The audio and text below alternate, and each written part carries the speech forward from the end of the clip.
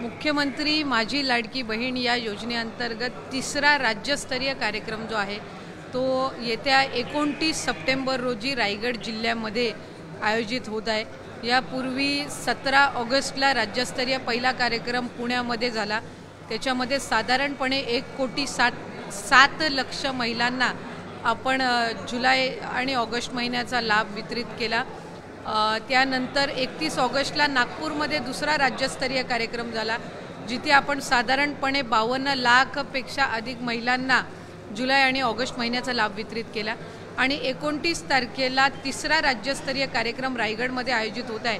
याच्यामध्ये जुलै आणि ऑगस्ट महिन्यातील काही तांत्रिक बाबीमुळे किंवा स्क्रुटिनीमुळे राहिलेले जे लाभार्थी आहेत, त्याचबरोबर 24 ऑगस्टच्या नंतर आलेले अर्ज जे छाननी करून झालेले आहेत असे, आणि त्याचबरोबर सप्टेंबर महिन्याच्या साधारणपणे 20-25 तारखेपर्यंत आलेले जे अर्ज असतील यांचे लाभ DBTच्या माध्यमातून वितरित करण्यात येतील।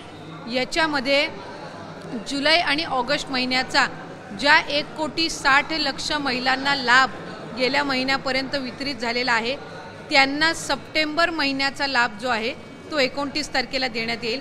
आणि जे अर्ज ऑगस्ट महिन्याच्या आधी भरले गेलेले आहेत पण स्क्रुटिनीमुळे ज्यांना लाभ अद्यापपर्यंत वितरित झाला नाही, त्यांना जुलै, ऑगस्ट आणि सप्टेंबर महिन्याचा लाभ हा वितरित करण्यात येणार आहे।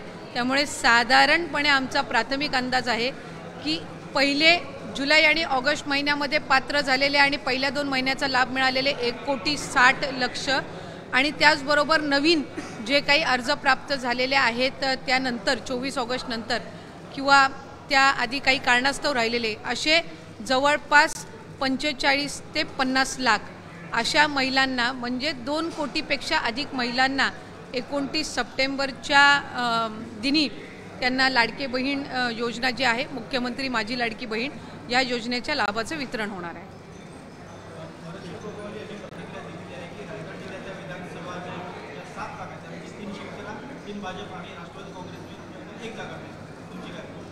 नाही, साधारणपणे सिटिंग ज्या जागा आहेत त्यानुसार त्यांनी हे गणित मांडलेलं आहे। त्याच्यामुळे सध्याच्या परिस्थितीनुसार जे आहे त्याच्या संदर्भामध्ये त्यांनी भाष्य केलेलं आहे। महायुती म्हणून आम्ही निवडणुकीला सामोरं जाणार आहोत आणि महायुतीच्या संदर्भातला जो अंतिम निर्णय आहे ते तिन्ही पक्षाचे जे राष्ट्रीय नेते आहेत, राज्याचे जे आमचे 3 प्रमुख आहेत ते घेतील, आणि त्यानुसार महायुती म्हणून आम्ही सर्व कार्यकर्ते ताकदीने त्या ज्या काही विधानसभेच्या जागा असतील ते लढवणार आहोत। अशा पद्धतीची कुठेही चर्चा नाही। काही माध्यमांच्याकडून किंवा काही विरोधकांमधल्या काही घटकांच्याकडून अशा पद्धतीच्या साधारणपणे अफवा दर आठवड्याला उठवल्या जात आहे। राष्ट्रवादी काँग्रेस पक्ष अजितदादांच्या नेतृत्वाखाली महायुतीच्या सरकारमध्ये फक्त सहभागी म्हणून नाही तर पुढच्या कालावधीमध्ये महायुती म्हणूनच आम्ही निवडणूक लढवणार आहोत।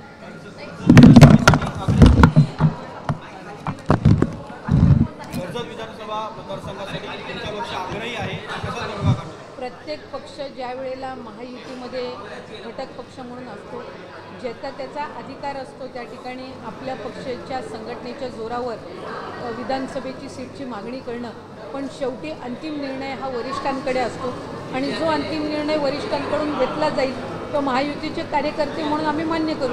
लोकसभेमध्ये जागा उशिरा वाटप झाल्यामुळे पडला होता, त्यामुळे जागा लवकर घोषित करावे यासाठी काही अग्रेसर भूमिका आहे। मला वाटते साधारणपणे महायुतीचे आमचे जे 3 राज्यातले प्रमुख आहेत, आज एकनाथजी शिंदे साहेब असतील, फडणवीस साहेब असतील, अजितदादा आहेत, त्याचबरोबर प्रदेशाध्यक्ष भारतीय जनता पक्षाचे बावनकुळे साहेब आहेत, तटकरे साहेब राष्ट्रवादी काँग्रेस पक्षाचे आहेत, आमचे प्रफुल्ल पटेल साहेब आहेत, आणि शिवसेनेने काही शिंदे साहेबांनी काही समन्वयक नेमलेले आहेत। त्यामुळे महायुतीच्या सरकारमधलं जे सीट वाटप आहे ते साधारणपणे 70-80% पूर्ण झालेलं आहे। पुढच्या काही ज्या जागा असतील ज्याच्यावर अडचणी असतील त्यावरही लवकरात लवकर तोडगा निघेलच, आणि अशा पद्धतीनं ताकदीने निवडणुका लढवण्याचा निर्धार महायुतीच्या आमच्या सर्व नेत्यांनी आणि कार्यकर्त्यांनी केलेला आहे। तुम्ही आता म्हणताना म्हणाला की महायुतीमध्ये सर्व काही एकत्र आम्ही निवडणूक लढवणार, 70% जागा वाटपाबाबत निर्णय सुद्धा झालेले आहेत, आणि अशा परिस्थितीमध्ये लोकसभेला जेव्हा राष्ट्रवादीला केवळ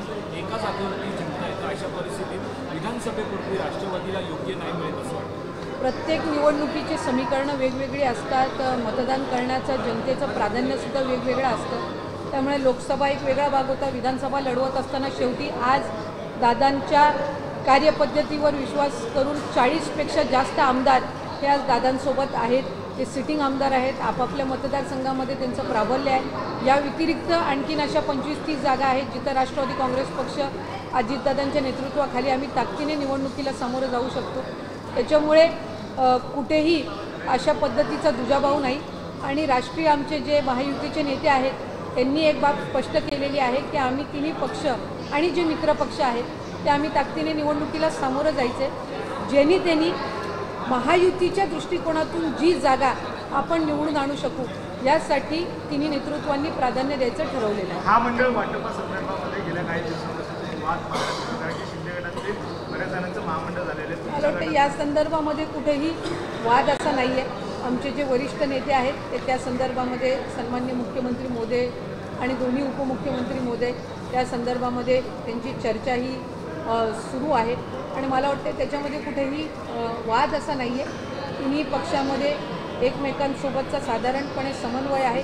रोजच्या घडीला मीटिंग्ज आहेत, बैठका आहेत. एखादं महामंडळ लवकर जाहीर होत असतं, एखाद्याला थोडा पद्धतीनं विलंब लागत असतो, पण त्याच्यानी काही अडचण आहे अशातला काही भाग नाही. आज काय कॅबिनेटमध्ये काय चर्चा झाली?